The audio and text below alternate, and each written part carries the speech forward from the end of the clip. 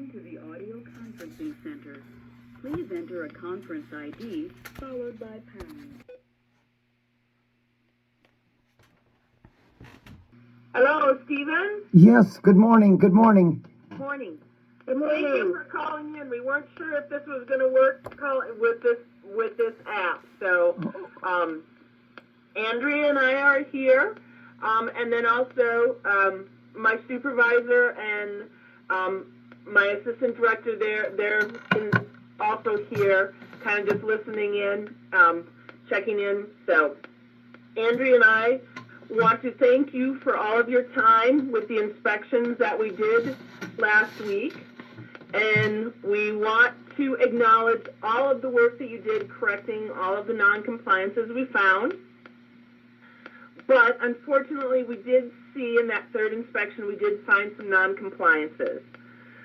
So we found that fencing up there behind the links that did not meet the ground. There was about that 2-foot gap there, and it was about at least 6 feet wide, and that is considered the perimeter fence for that area. So that would be all those fox and the wolverine, those enclosures in there. Would be the primary fencing for the reindeer also, but it would be adequate for that because it's kind of standard livestock that way. But it is not compliant for the perimeter for the other ones. Even though there is the hot wire on the other side and then that game fire, they are not considered part of the perimeter fence right there. So that is a repeat violation of 3.127D of the perimeter fencing requirement. And then additionally, we weren't ever able to see those Arctic fox or the porcupines on either inspection. And so that the foxes there by the storage set and then the one out by the wolves.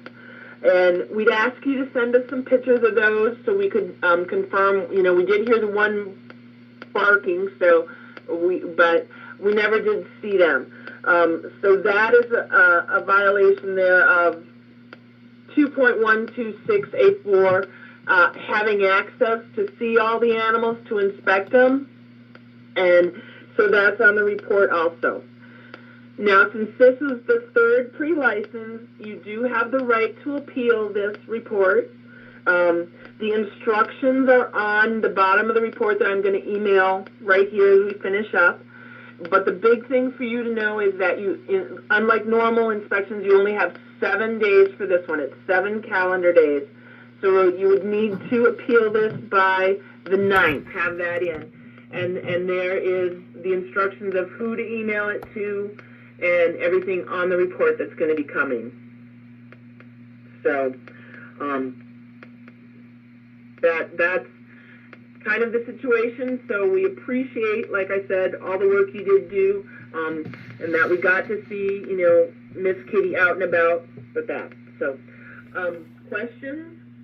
Well, with the perimeter fence that you found a space, that wasn't in the written requirements that I to comply to for the third inspection. I did everything that was on the third inspection. That wasn't on there. Further, there's a perimeter fence beyond, like I said, that goes around that area past those 3 electric strands, which I told you, but you didn't look at that.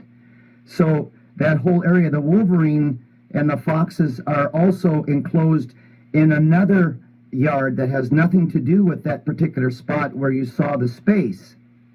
Further, the seeing all of the animals, you didn't have that on the compliance report either the day before. So I did everything that was on that particular thing. Otherwise, I got to wait 6 months. That's devastating. Yeah. Well, Stephen, everything is required to be in compliance, yeah, but that wasn't on that piece of paper. But does that matter? Yes, because it does not matter that it wasn't there because it's not in compliance when we saw it. And everything is required to be in compliance all the time. And so just because it wasn't on that report, we didn't see it at that point. Yeah, but that's one of the reasons why we give you the 60 days, so you can walk through and make sure everything, even if because we're human, we didn't see it that second one, but it still needs to be in compliance. Well, I can And make that's that. up to you to have everything in compliance, whether we point it or not. That's the expectation, that the facility is in compliance. Boy. Okay, so about all the animals you didn't see, can you specifically tell me what you need to see? And how do I show you that? Is that Yeah, well, we'd ask you to send us photos as so that we could see it.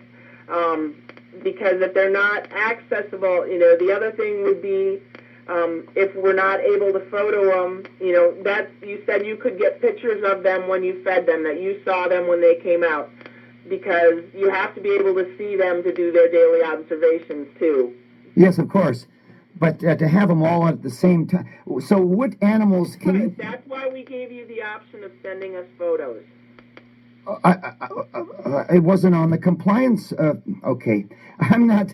I'm not. Go ahead. Yeah, so when we did the inspection on Wednesday, Stephen, and we walked through, and I asked about seeing those animals, and you kind of said, well, I don't always see them, they're in their dens, this is what I said, okay, great, would you mind getting pictures of them the next time you feed, and time and date stamp that for us, so that Yeah, I we remember can that. say we did see them, even if it was virtually in that situation, because I do understand your property and the way that you've designed your enclosures. It gives them good access to hide and dens and different things, and so, but if we can't access those dens, we have to have a way to see everybody. I see. Well, I just went by what was on the compliance report for the third. So in other words, I'm not going to appeal this. I basically have to wait 6 months, and so I'm not going to be able to be open to the public for another 6 months. Is that right? Correct. Oh my God.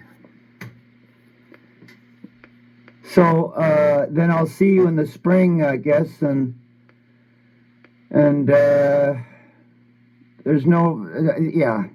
Okay. Will you be able to put this in writing, what we talked about? Yes. Yep. I'm going to email the report to you right now, Okay. as soon as we're off this call. All right. Well, God bless you. Thank you for the call, and we'll see you, I guess, in April. All right. Thank you. You bet. Bye-bye. Goodbye.